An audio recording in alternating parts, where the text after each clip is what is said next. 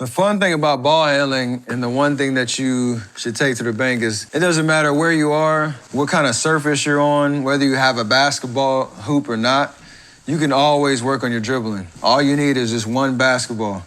That's the thing that you wake up every day finding an opportunity to just go out and just dribble and work on the mechanics of what it means to pound that basketball hard and work on those combination moves. You can always do that at any time just with one basketball. Becoming a more versatile player on the basketball floor, being able to shoot, create space, drive to the lane, finish at the rim, be able to take contact, whether you're in space or not. It's all about becoming a more complete and confident ball handler. All those things stem from being able to control that basketball at all times, knowing that you're going to have to either go through a defender, you're going to have to worry about finishing at the rim, you're going to worry about driving that lane. The last thing you need to worry about is that basketball is going to be there with you. And the only way to do that is to put the time in working on your ball handling. Once you're comfortable with the movements in a stationary position, you can start to take them on the move. Start slow. We call it fast ball, slow feet. You're dribbling with force, but just taking small steps.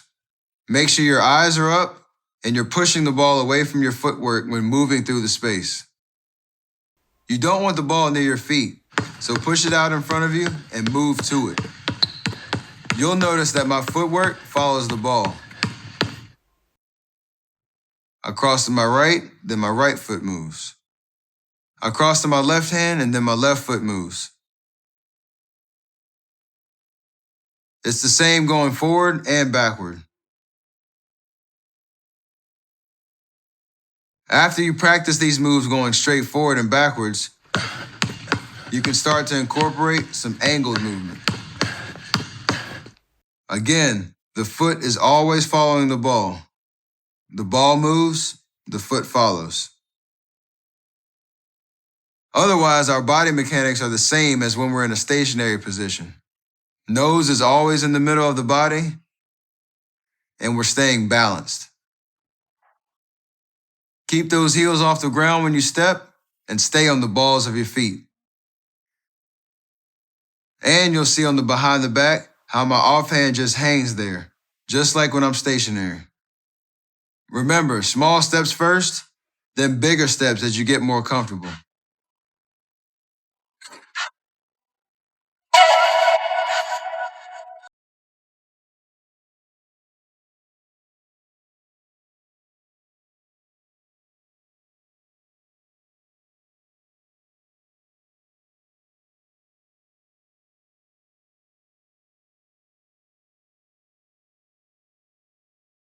In order to be great, for me, the way that I assess, how the day went was, if I can say honestly that I put everything I had into that workout, that I left the gym a better player, a better person than when I walked in the gym, then that's a success. And if you put multiple, of those days together in a row, you'll look back and be on the right path that you want to be. My college coach used to say, we're about building the penny jar one penny at a time, and you can only put a penny in the jar if you can honestly look yourself in the mirror and say that you're a better basketball player after you leave the gym than when you walked in.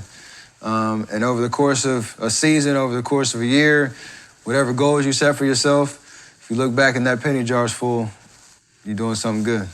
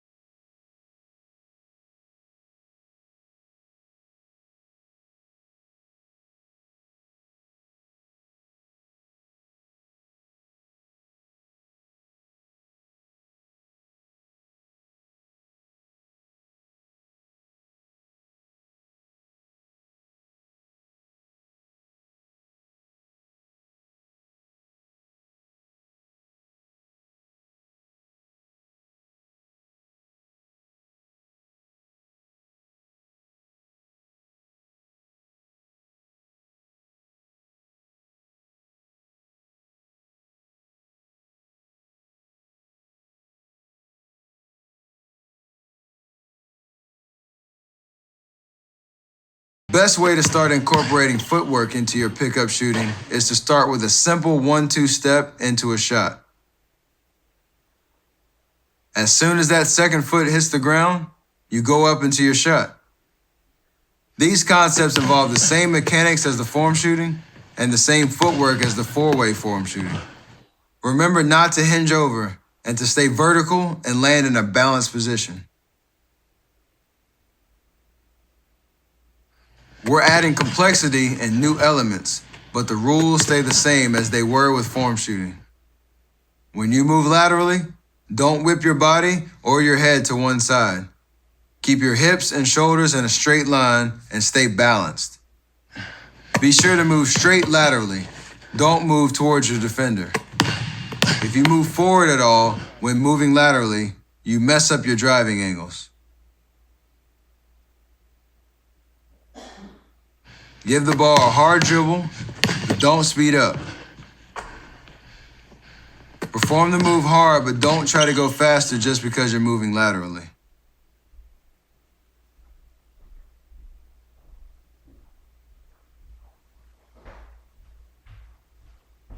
When moving backwards, remember to keep your nose behind your toes. Don't lean forward and lose your balance. Then go straight up into your shot. This is where your ball handling mechanics are critical.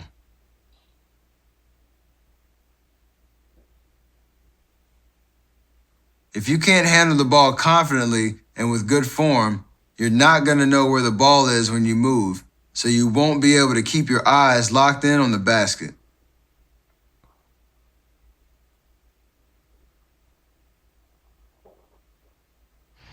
The tighter your handles, the more confident you can be moving into that space and going straight up into a shot. Here, we're just starting to combine all of our mechanics from the class so far. Stay centered. Push that ball out in front of you.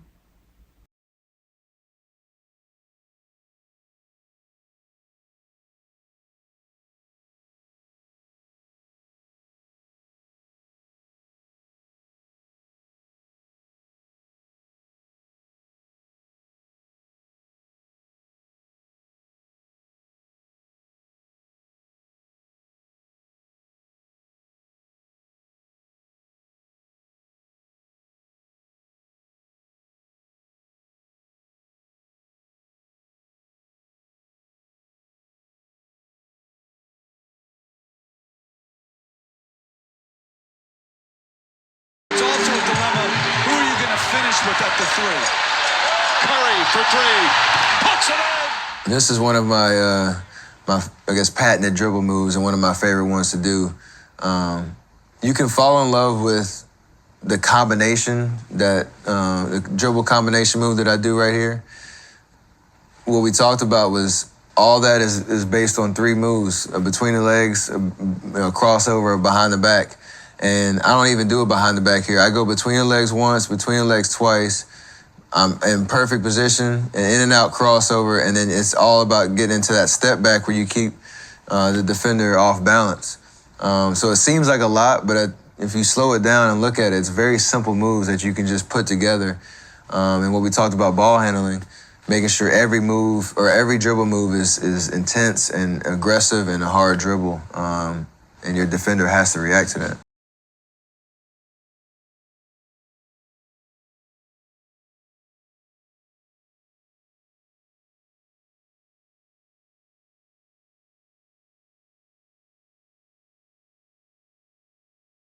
So on this one, it's a simple, 1-2 gather step into a jump shot. The key is doing your work early and staying low and shot ready before the ball comes. You can see how I kind of, execute that as opposed to being lock-legged and standing straight up and then having to get into my shot prep, which is just kind of just wasting time. As you know, when you're on the court, you got split-second decisions, so you need to do your work early when you catch the ball and be able to be shot ready at all times. As a right-handed jump shooter, on this 1-2 gather step, you'll notice that my right foot comes just in front of my left foot, as I plant. One of the things that I work on individually, and that's something I need to focus on, when I'm in the gym shooting, is not over-rotating my right foot where it changes my target line to the left side of the rim because I over-rotate. That's one of my bad habits that I have when my shot gets a little crazy. And something that I really need to focus on is stopping my right foot short and squaring it up a little bit more to the basket. And so when I watch this film, I can see my right foot's almost over-rotating on this shot. I'm able to adjust, but in a perfect world, I would bring that right foot back just a little bit and square it up to the basket a little bit more. Klay Thompson in pursuit, lost the handle. Iguodala ahead to Curry. Curry launches a three. When we talk about, pull-up jumpers, whether it's in transition or whether it's in the half court, we always talked about that last dribble being a hard pound dribble to about waist length or waist height, and trying to bring it over to your shot pocket in a pretty seamless, quick fashion so I can get my shot off in pretty quick. So this is one of those, you just got to live with the result type shots, because in this situation right here, it's almost time and score. So we're up 5 in the second quarter of the finals with 40 seconds left. I go for the dagger. I don't think there was any second guessing that I was going to shoot that, even though Kevin Durant was wide open for a dunk. But I was already in rhythm, already had kind of eyed and locked in on the rim. And I'm going to live with that shot because of the confidence that I have and the preparation that I put into it. And so all those things, take into account, my mechanics have to be perfect for me to execute the shot. And that last dribble has to be a hard pound. I get it to waist height. I'm able to get it over to my shooting pocket and finish it in a perfect rhythm shot, and one that I've taken over and over and over again in the gym. From a basketball IQ standpoint, you could say good shot, bad shot. The bonus that we do have is that we have rebounding position right here. So my teammate Kevin Durant, if I miss that shot for some reason, he's in a great position to get an offensive rebound and put it back in the rim. So we have that going for us. But that's one in that situation, I'm going to take 10 times out of 10.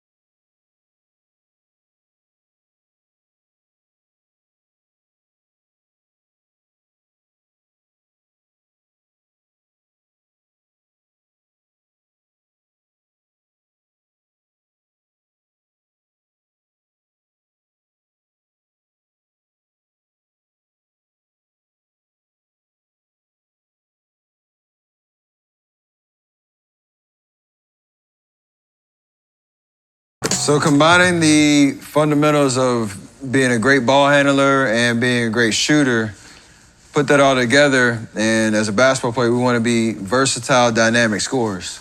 We want to be able to do it in a lot of different ways, be able to read our defender and know what moves to call on, what footwork to call on. And we want to always be the aggressor and be the one in control of the situation when it comes to the dance between the scorer and the defender. As we always have counters, we have our go-to moves, we have all sorts of different ways to create space to get our shot off or get into the lane and be able to finish. When I'm looking at my defender, I want to look at where his feet are, where his hands are, and essentially where his nose is, so that I can understand exactly what leverage I have as a scorer to keep him off balance, to set up a move that I want to get to, or to create space to get a shot off. So when I look at those three things from the defender, there's certain factors that are gonna determine what move I'm gonna execute based on the dynamics of where my defender's feet are, where his hands are, and where his nose is. Based on where his feet are, that kind of gives me a kind of directional cue of which side I want to attack. Based on if he has his lead foot, is his right foot high or his left foot high, I know I can attack right and keep him off balance and really create that space that I want to in either direction based on his feet. Where his hands are allows me to understand where my ball is going to move. If I'm doing a jab step or doing a rip through move from side to side, I'm looking at his hands to understand if I need to go high with the ball, to go through my chest with the ball, or to rip low with the ball and keep it away from his hands. And they're trying to get that contact on the basketball and steal it away from me. And when I'm looking at his nose, if you do this at home, it's hard to move your body and shift your weight without moving your nose. So if I see his nose moving, shifting to the right or to the left, I know I have him leaning in a certain direction, and I can go opposite. I can counter, I can do whatever I want, knowing that it's hard for him to change directions as fast as I'm going to do it, knowing he's shifting side to side. So all those three things allow me to open up angles of driving lanes and being able to create space and essentially just being in control of the situation at all times. So I brought Brandon out here to kind of dive into what I'm looking at as he's a defender and how I can create leverage with simple jab moves, dribble moves, to be able to create that space that I need to get a shot off. So right now, Brandon is pretty much squared up to me, but as I look at his feet, his right foot is his lead foot. It's a little bit ahead of his left foot, which has created an angle for him. Basically what he's trying to do is force me to my right hand to go this way. My job as a scorer is to create that leverage that I need to be the aggressor in this situation and make Brandon react to me. So I see his feet, his right foot is his lead foot. I see his feet, I see his hands, I see his nose. So right now, I want to be able to make Brandon drop his right foot so that I create all the leverage so that I have multiple options to create more space to get a shot off. So as I do that, I see his hands, I see his right foot's his lead foot. In order to get from the right side of my body to the left, I need to avoid his hand, obviously. So I'm going to rip over his hand, do a little cross-body jab step, and get him to drop his right foot. From here, my shoulder is pretty much in line with his chest, and I have all the leverage in the world I need to create space. So we'll do that again. So from here, I do a cross-body jab step. I get him to react. And from here, I keep my body in between my defender and the basketball. And I have three options at this point. I can just drive by him, the same positioning. I can just do a simple side step and create that space that I need to get a shot off. And also, I can do a step back and create even more space to get a shot off. All that happens is because the first domino falls after I make Brandon react to a simple jab step. That's the first one. In this situation, as Brandon has his right foot as his lead foot, I want to make him react and make him drop that right foot so that I can create space to get a shot off. The one thing I need to pay attention to is where his hands are. For me, that gives me three different options based on where his hands are to move the ball from my right side of my body across the body over here to get into that right scoring position. If his hands are high, it's an easy rip through across my chest at about waist level.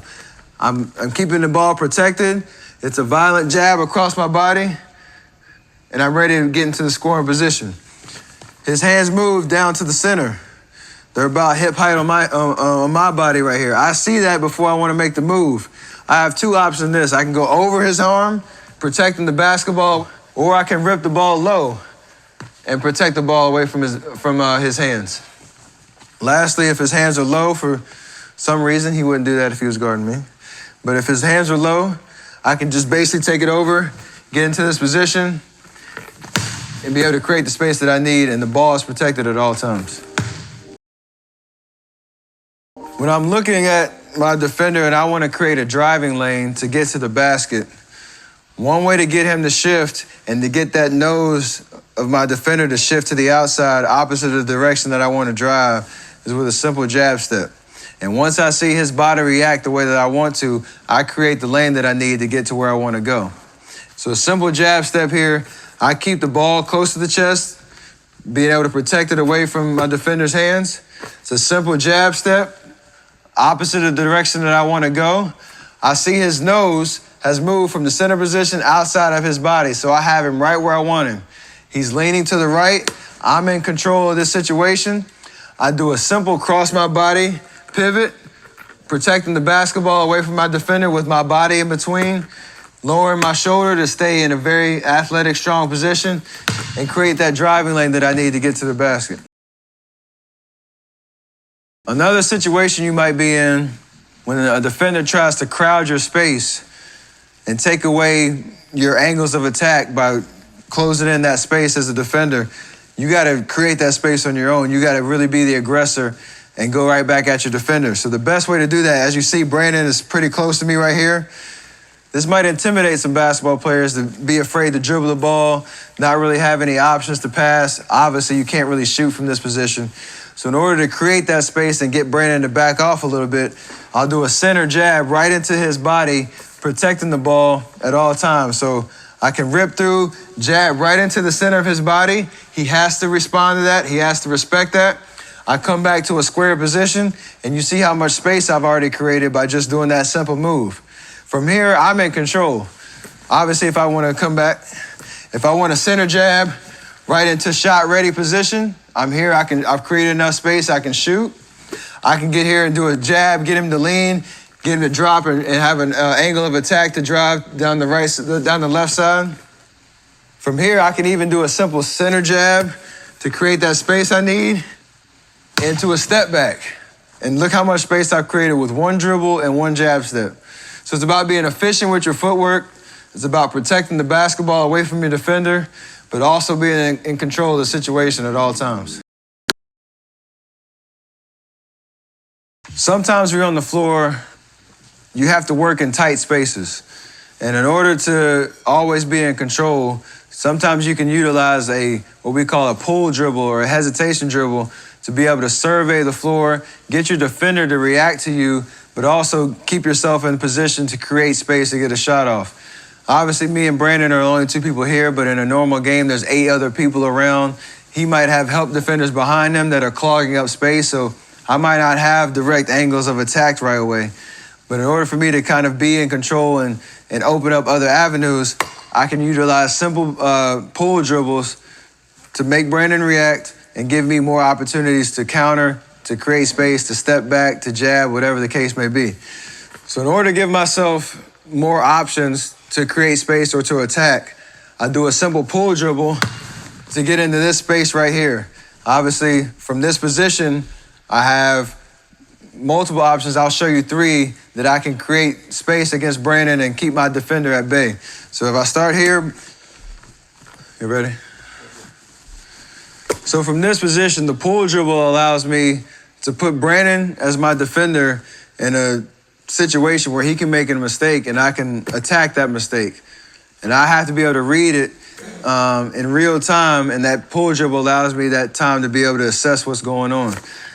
So there's 3 different responses that Brandon can have after my pull dribble that will give me the cue of what move I need to execute at that time. We'll demonstrate all 3 right now. So the first, after the pull dribble, Brandon, I can basically create an angle of attack because Brandon's not going to shift sideways as far as I do. The second one, he can square up after my pull dribble and not give me any angle of attack left or right. And so I can do a little fall step, step back to create space into a shot. The third time, he can overcommit to my pull dribble, which gives me an angle to go back to the right and pull a counter move into a step back. So we'll talk about all three. The first one, we'll do plyo. The first one is a pull step plyo. So we pull, he doesn't come all the way, and I'm able to go right by him and attack the lane. So if I start here, I'm squared up with Brandon, I do a pull dribble, hesitation, and I'm doing a plyo step. We call it a plyo step. It's just an attack dribble downhill to get past your defender. So it's a pull dribble, plyo step, and I'm going by him. The only way I create that is by making Brandon respect that first pull dribble because I've created so much space to begin with. The second one, we can pull dribble, he squares me up, fall step, my nose is behind my toes, I'm shot ready, and I'm always in control, and I've created so much space off of one dribble. You can pull dribble here, act like you're about to do the same move you just did, but we're countering it now. He has to respect that first move. I'm pulling back on a fall step, so in real time, it looks like this. Pull back, and now I'm shot ready to shoot. The third one, he'll overcommit, and I'll get back into my counter, into a step back. So pull dribble, crossover step, step back, shot ready. So all those three moves come by the pull dribble, allowing Brandon to make a mistake and me to counter on that.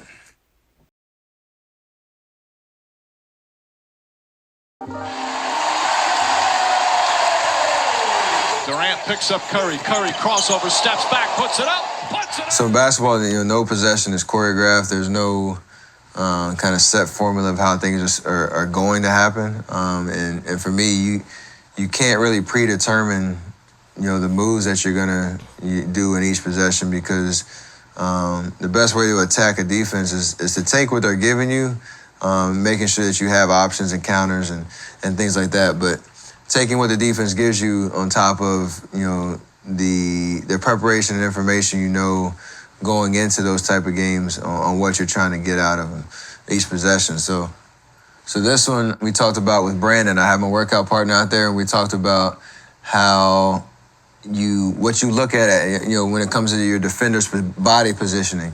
So we talked about feet, hands, and nose. So in this possession right here, my now teammate, but he's defending me. His body position is telling me I need to go to my left. He's got his left foot high. He's trying to force me to my left hand. And so I use that as leverage. I say, okay, you want to push me to my left, I'm going to set you up that way and then attack your lead foot and make you have to react to that. And so the only reason I create spaces is I make him drop that lead foot, that left foot, and I'm able to step back and shoot right over him because I created that space. Had I not attacked that angle or that lead foot, it might have been really tough to create space and get a clean shot off. And again, another simple, crossover move. There's nothing too fancy about it. Durant picks up Curry. Curry crossover, steps back, puts it up, puts it in. Curry back to Green. Curry in the paint. I'm looking at my defender's feet and his hands. His hands are low, and his feet, his left foot is his left foot is the lead foot. And so at this point, all I do is a simple jab step and a crossover step to beat him to my angle of attack down the lane. Right here, I do a good job of protecting the basketball with my right shoulder again and extending up to the basket. So it's split decisions, but all the time when I get the ball, my eyes go directly to the defender's feet and then seeing where his hands are so that I protect the basketball. And then the rest is just having the understanding of how to finish and what shot you need to pull at the right time. Curry, back up top, Green. Curry scoots inside. We don't care what this team does in the regular season. Yes, we want them to have, a first round. This is where a defender tries to crowd your space. And we talked a little bit about that where,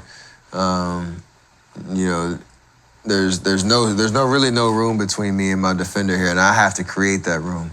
So in order to do that, I do a little mini jab. it's an open step, but I create a little bit of space for me to keep my defender at bay and create an angle for me to attack. If I didn't do that little subtle footwork, I would have been stuck with a defender on my body and him trying to put pressure on me. So I see there's a room for me to create that space. I see his hands, so I go low with the ball on the rip through to keep it away from his hands. But I create that driving angle, and from there, I have my defender on my hip. There's nothing he can do about it. He can either foul me or just let me go. I think he does both in this situation. But I do a little two-step floater because I'm under control and able to keep my balance on the takeoff. There's not much balance on the landing, but the takeoff is there so that I can get that nice touch and that nice arc to the basket. So in this play, when you create, at that angle of attack, there's a point that you have to kind of interrupt your defender's ability to recover.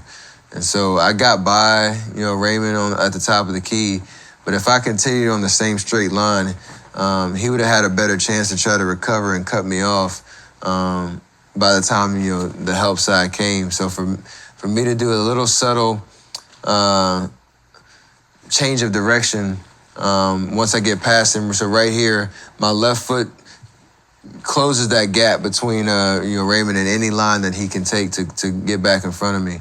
And from there, it's just about executing the floater. So I gave myself all the space that I need. It doesn't seem like much space, but the higher level competitions you get, the less and less space there is.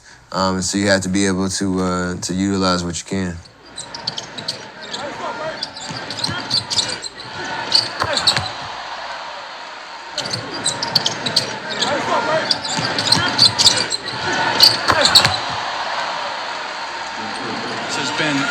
Smart, bounce pass. Mickey on the baseline, gets stuffed.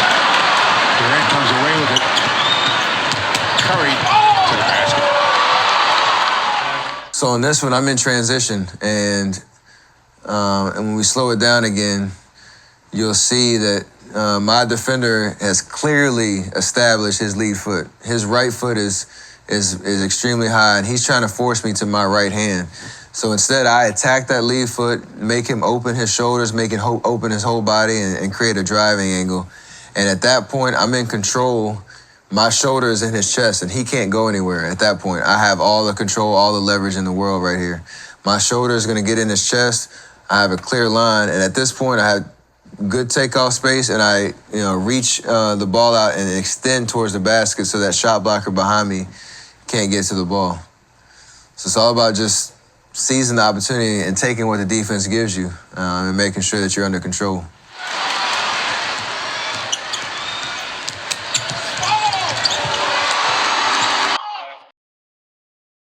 Basketball IQ is being able to see things before they happen, being able to kind of see 3 steps ahead, having the ability to adjust on the fly and understand not just how you move on the court, but how all 9 other guys, or how all 10 guys, including you, kind of interact and flow.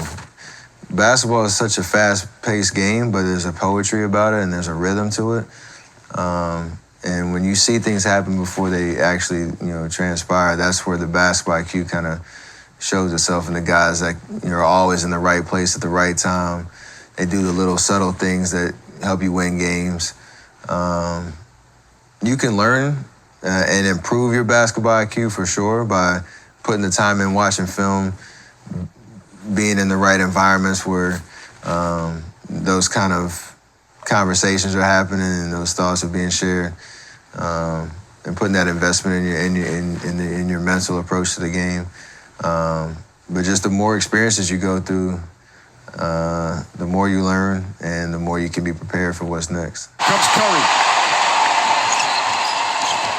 Curry gets in, left-handed shot is good off the glass. My mechanics of how I get into my pull-up jump shot are all the same. Like, my body position is exactly as if I were going to take that shot right there. The only thing that would be different is if I took one hard last dribble into my shot pocket and then into my release. But because my mechanics are the same, I'm baiting my defender into thinking that I'm shooting, and he basically presses up, up on me in transition and allows me that room to get by him.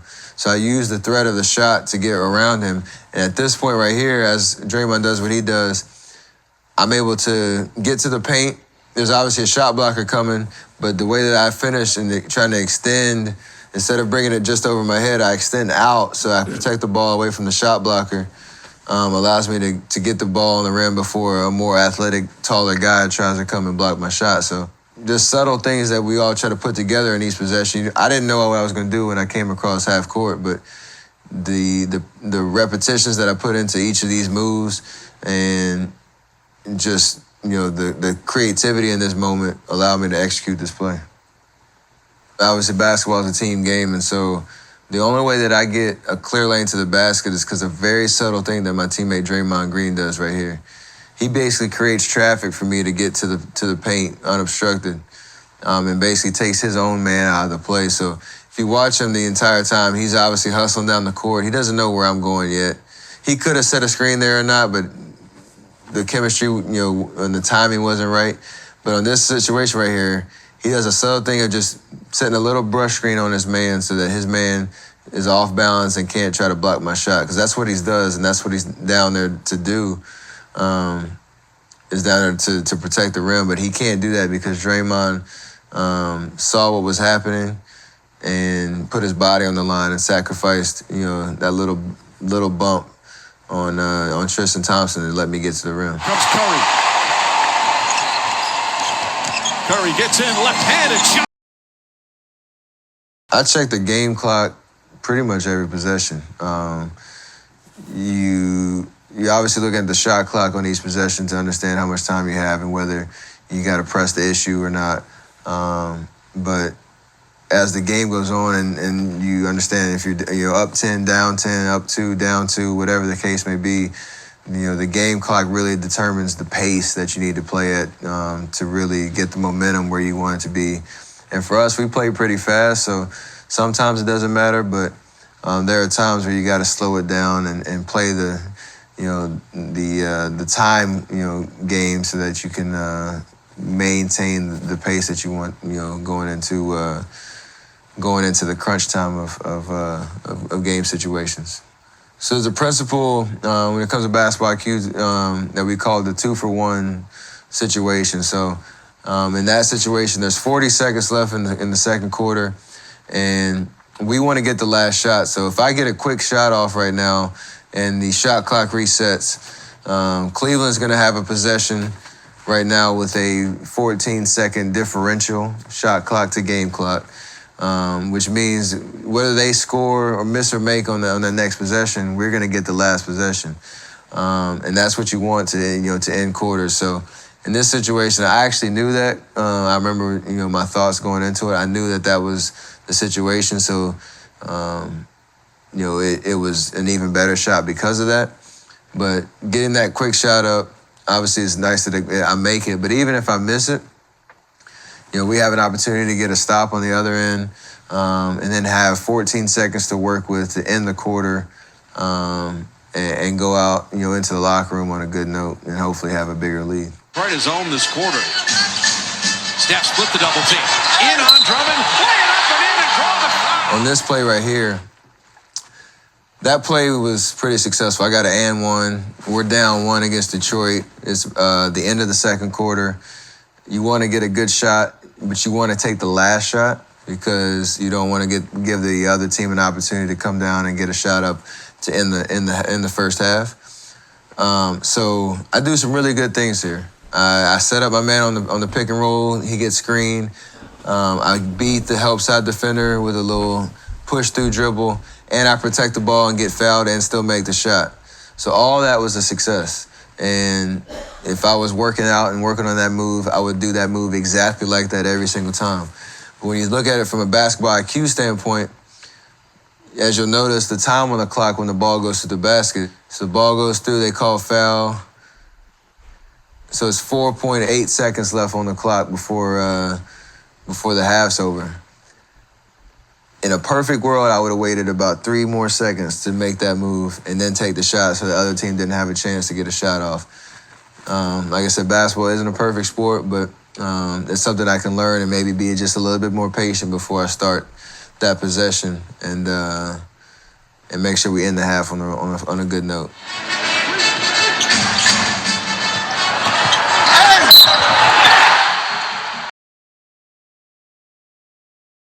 I embrace being disrespected on the court. For me, it might come from a different angle, but it's almost, I feel like they think I'm a threat, and so I feel like I got a nice little upper hand on them if I can really capture that moment and not lose confidence in myself.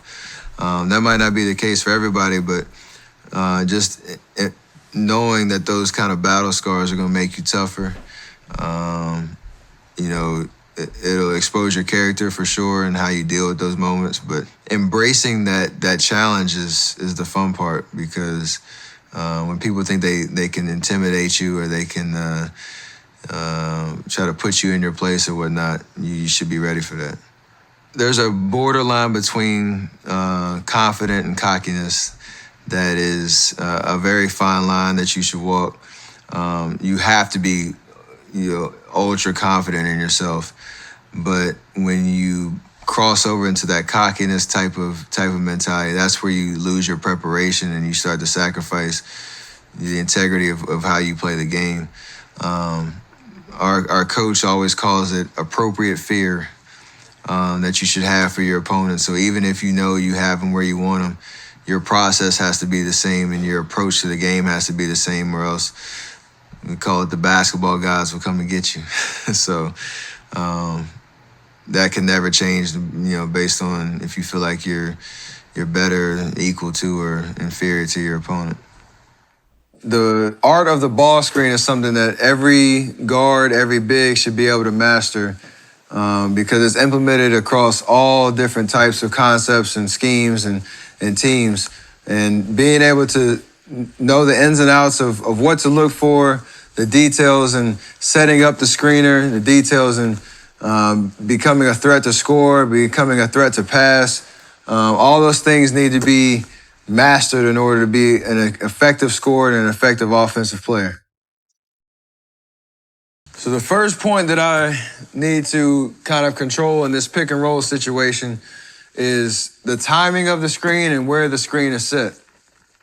So for me as the ball handler, I'm in control of that communication, whether it's verbal or nonverbal, to make sure that my screener, which is Brandon right now, is in the right space for me to really come off that pick and roll in a scoring position and allow the dominoes to fall in this pick and roll situation. So I'm always in control of the situation, and for me, if it's loud in the arena, if there's a lot of things going on, you can use simple hand gestures to be able to just point, obviously protecting the basketball, but you can point to where you want your screen to be. I want Brandon here, I want him here. And he's got to, as the good teammates and good chemistry, he's got to move to where he needs to be in order for this screen to be set. Secondly is the timing of setting your man up. So there's an imaginary guy defending me right here. We call this the level of the screen. So I don't want to be way too high where Brandon can't really get a good angle to set a screen on my defender. And I don't want to be too low down here where I'm going away from the basket and taking myself out of scoring position if I'm below the screen. I want to be just at the level of the screen so that when I'm coming off, Brandon's set, ready to set the screen, I give my defender 3 options, and I have the leverage in all 3 decisions that he makes. First one is he's going to run right into the screen, and that gives me the advantage to come off, be in shooting position, whether I do a 1-dribble pull up here, even be able to set my man up for a pass on a pick and roll. The second option would be to chase me off of the screen. So he's gonna try to avoid the screen and go over the top of it, which gives me the angle to be able to go tight to my screener's shoulder, be close to his body, and have all this leverage to go downhill and be in a scoring position this way. The last option he has, when I come off of the screen, is to try what we call shoot the gap. So he's gonna leave contact off my body and try to meet me on the other side by avoiding the Brandon screen and going underneath, which gives me the opportunity to stand behind the screen, get a shot up here because I created that much space, or I can turn the corner and go back to where I started because my man's on the other side. All that happens is because I start at the level of the screen. So an important key to creating that leverage off the pick and roll is for me as the ball handler to go as tight to my screener as possible so there's no room in between me and the screener for my defender to get through. I want to make sure that Brandon has the best chance he can to set a solid screen on my defender. So there's two kind of keys that you can focus on to making this happen. I want to take my shoulder and go as close to my teammate's hip as possible. We call that low man wins in this situation because the lower I get, the less chance I get for my opponent, or my defender, I should say, to beat me to the other side of the screen. So I take my shoulder and put it on my teammate's hip. Second kind of clever thing that we do, it happens a lot on the NBA scene, but you can do it at any level, really. You come off the screen, and the really way to ensure that you get low and get tight to your screener, we kind of almost grab his calf, our teammate's calf when we come off, which ensures that my right side is low and tight to the screen, and I'm coming off clear and in broad daylight, ready to shoot the shot. Sometimes when a defender sees that the pick and roll is coming, he doesn't want to get hit with that screen. So he's going to jump on the high side and try to force me away from my screener down towards the baseline, which is fine by me if I see that coming, because what we call that is we call that rejecting the screen. So as Brandon's ready to set the screen, he's set up in a good position. I'm at the level of the screen. I take a couple dribbles towards the screener, and my defender tries to force me back this way, so he jumps in between me and Brandon.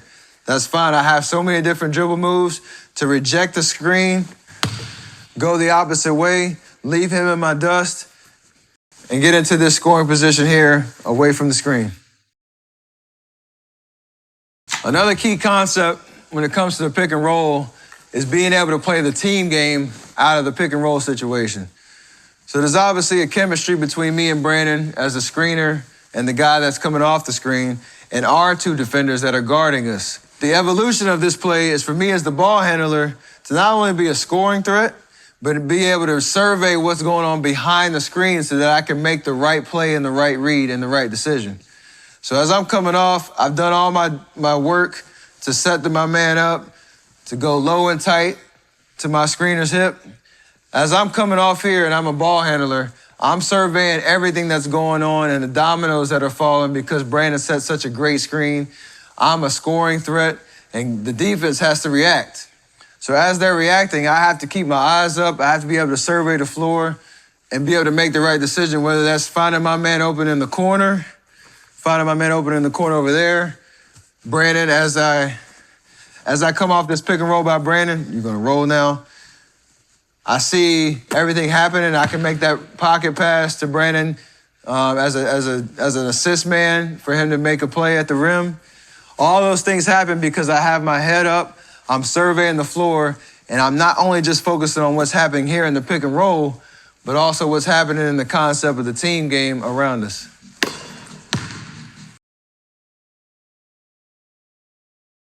So right now I have the luxury of having a teammate or a friend or somebody that can help me work on the pick and roll situation. But sometimes you might be in the gym by yourself, but you still want to work on this pick and roll concept and work on your skills and how you kind of survey the situation. So instead of having Brandon here, let's imagine Brandon's just a lonely old chair. He's a chair now, all right? So I'm coming off of this screen. The chair is about the width of a person in general, so it's kind of a good placeholder. So Brandon's the chair. I'm coming off the chair. Obviously, the chair is not going to grow legs and roll to the basket, but I can work on different finishes after coming off that pick and roll. So just like we did with form shooting, most of the time I start with finishes at the rim, back it up to floaters, and then back it up to coming off and shooting jumpers. So first off, I can come off the screen here. I come off the chair low and tight. I'm attacking downhill, my head's up. I still surveyed the floor, but the right read was to get to the basket and finish with the layup. Second option, I set my man up, level of the screen, low and tight around my screener's hip. I get into the lane, and I get a little floater going. One way to execute this pick and roll as a scorer is to be able to finish at the rim after creating enough space off the screen to open up that whole driving lane. So to demonstrate that, I'm setting my man up, I'm at the level of the screen, I'm coming off, I stay low and tight around the screener's hip. After my man gets hit with the screen, this whole lane has opened up and I have a direct line drive to the basket. One key is there's obviously other guys on the floor. You don't want to come too far out past the screen where you clog all your driving lanes with extra help and extra bodies and all these other people on the floor. You want to be efficient with your movement and with your space. So as I come off the pick and roll and I've created that little bit of driving angle that I need and my defender's been hit with the screen, I want to stay real tight between the elbow and the nail, a direct line drive to the basket. I'm protecting the ball on my right side. I don't want to get too far underneath the basket where I basically trap myself underneath the basket and bring help side into the equation. I want to be efficient with my takeoff and be able to protect the ball, extending it out towards the rim, not opening my shoulder up so I can deal with contact in case I get hit in the air. I can take a contact on my shoulder much better than I can with my chest and still be able to finish. So if I keep my shoulders closed, extend the ball out, protect it from shot blockers behind me, the shot blockers coming from the weak side, you really get it out there extended, finish it high and soft off the backboard. I've used the pick and roll to create a driving lane. So when you're watching film, what we talked about, a lot of it has to do with like that first point of contact with the defense and how a play unfolded. You can assess that all day, every day.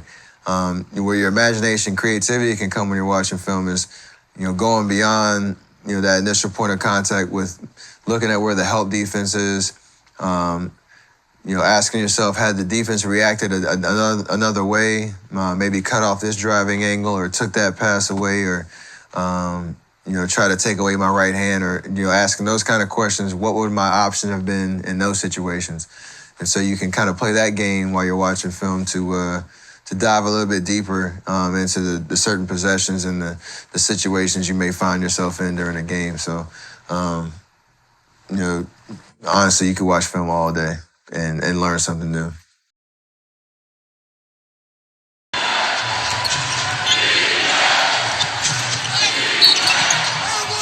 So this clip is examining how we get into our ball screens and how to set up, your defender to make sure, like we talked about, you run your man into your screen setter, make sure that he gets an opportunity to set a hard physical screen on your man.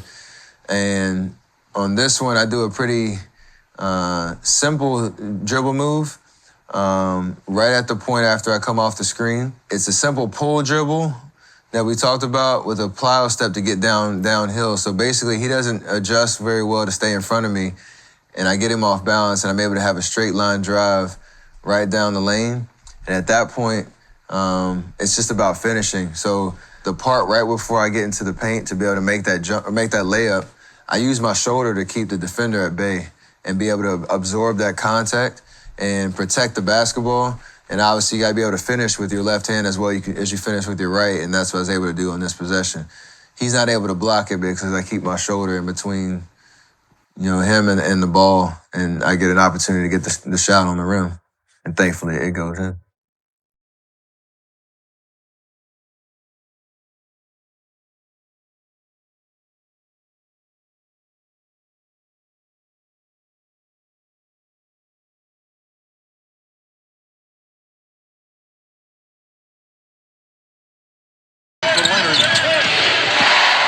As Curry with Aldridge here, dribbles into the paint for two.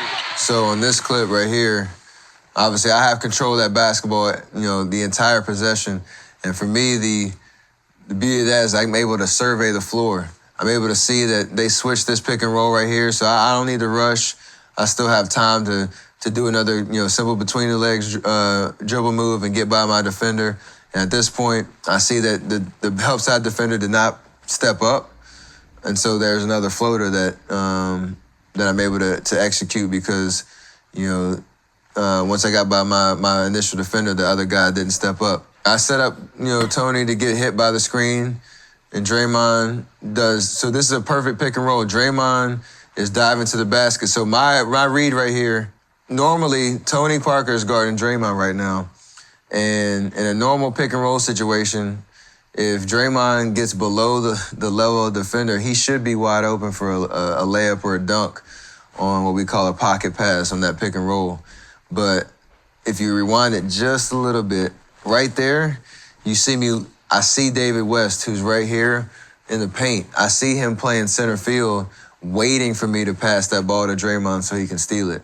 So in that moment, I make a split decision that pass isn't the right move.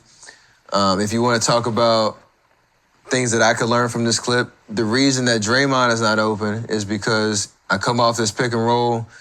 I think Draymond's open. Draymond's not open because David West is helping. Right here, there's a really, really simple pass that I could make to my teammate who's wide open. Number 40 right there, Harrison Barnes, is wide open, ready to take a wide open three because I made the defense react to the action on the other side of the court. That's something that if I was watching this film as I am right now, I would say, that's an easy pass that I could make next time and set him up for an easy three. Obviously, nothing's perfect, so I didn't really see him. So I keep my dribble alive. On this play as well, if you see, all five guys have an impact on the play, whether they're moving or not. Draymond set the screen for me, so he's involved. I obviously have the ball. Harrison Barnes, number 40, is wide open right now. And Andrew Bogut, who's our big man in the middle, he's setting the screen to keep Harrison open.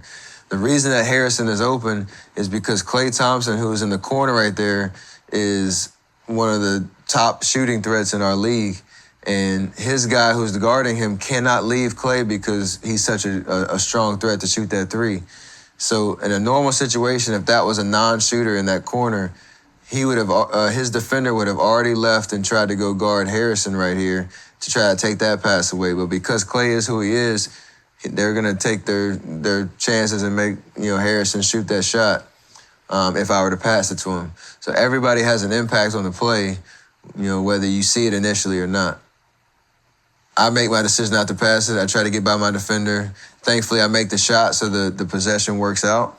But as you see, there's so many different options that I could have acted on in that possession, looking back at the film.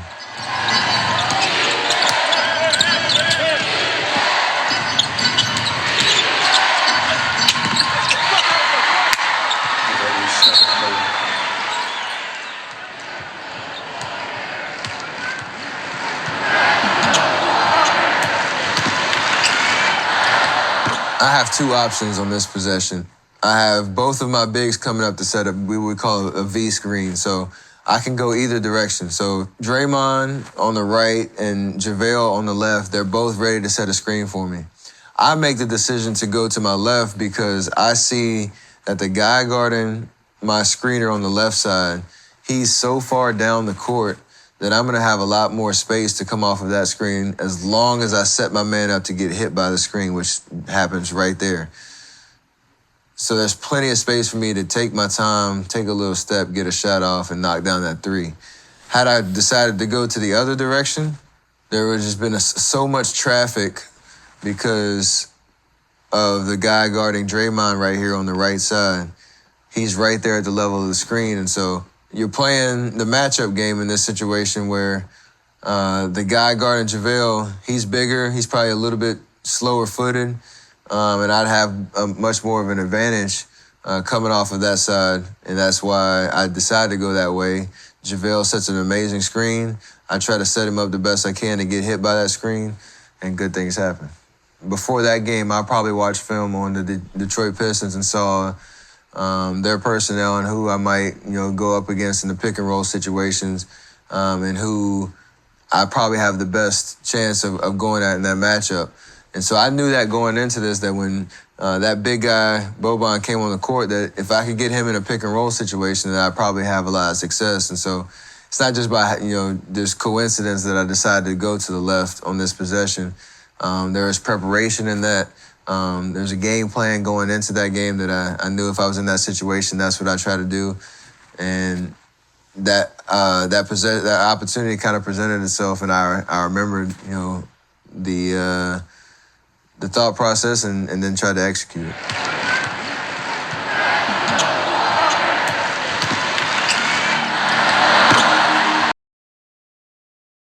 Livingston looking. Curry back in. Thomas pursuing him. Curry steps back. And Curry gets that one. We talked a lot about the pick and roll, and there's a lot of good that can come out of that type of possession. There's another type of play called the dribble handoff, where it's very, very similar to a pick and roll. It's just that the ball handler doesn't start with the ball. So the screener starts with the ball, and he's able to hand it off to his teammate and then set a little screen for him in that sense. So all the reads are the same as a pick and roll. You just start the play a little bit differently. So for me, I still have to set my man up to come off that dribble handoff tight and with a lot of force. So as you can see, I got my defender on my hip. I come as tight as I can to my teammate. There's not a great screen there, but it's enough to allow me to get my shoulder on my defender and be able to create that space just like I did on Brandon in our workout. That's exactly how I get this shot off in this possession, with a little pump fake just because I wasn't quite sure if I should shoot it or not, but still was under control, was balanced. I have my feet underneath me, and I'm able to stay, under control. So when you're executing a pump fake, you obviously want to mimic a shot and make it as real as possible to make your defender have to react to it. And then it's all about timing at that point.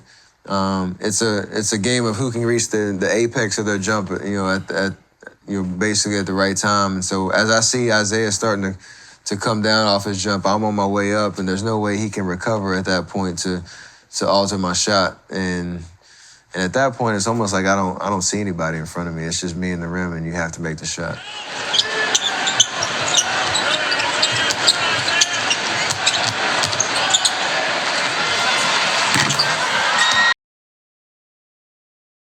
Speaking specifically about my NBA career and kind of the evolution of my game, defenses have evolved to try to make adjustments to try to stop me as I've started shooting from further out and added some elements to my game. And so there's always the need to kind of assess how teams are defending me from year to year so that I can hopefully stay ahead of the curve and always be ready for those adjustments and work on my the weaknesses that I've had in my game to try to get better. So you have to be aware of not just what things that you can control, but what adjustments really the league is making to try to slow you down. And so that process is fun because every year you want to add something different.